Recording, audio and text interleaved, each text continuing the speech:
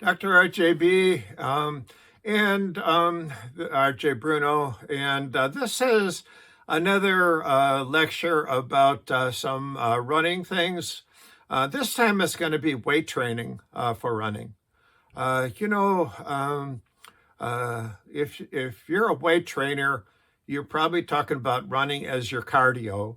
Um, with me as a runner, I will look at weight training as kind of a supplement to my running. Um, uh, Cross training, we a lot of times will call it. We consider bike riding, swimming, weight training. All these are considered cross training.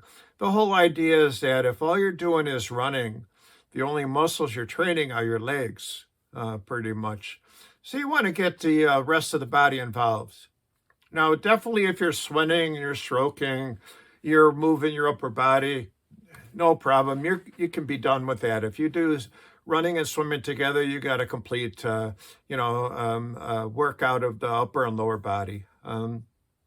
But sometimes it's not a bad idea to consider doing weight training to work on the upper body. Definitely you're using your arms in almost all of the weight training. So the arms are going to be, stronger. With some of the weight things, you're going to be working on the back also. One of the things that you sometimes find as you're running is that when you get tired, your back starts bothering you. Just because of the fact that are trying to hold everything up for such a long time for the longer runs. And also the fact that there's a little bit of pounding and running. So you want to work your upper body, your upper back, your lower back, etc., with the weight training. I've mentioned in a previous video about the big three. The big three for me are three different exercises which I find takes care of the entire body, the back, front, everything, and shoulders, upper back, all of it. The big three are the deadlift, the squat, and the overhead press. Now, for me, the deadlift is not the deadlift from the floor. The deadlift for me is the Romanian deadlift. That's where you have the weight starting at your waist. You lower the weight to about mid-shin level and then back up again. And the big thing with the deadlift is make sure you hinge at the hips. You don't want to be bending at your back. You want to keep your back straight and then just hinge at the hips, down and back up again. This way, you're using a lot of the muscles in the back without straining. The squat, for me, I put the weight on the shoulders in the back. It's called a back squat. Some people like the weight on their front shoulders and they're doing the front squat. For me, with my balance, it's just easier to do the back squat.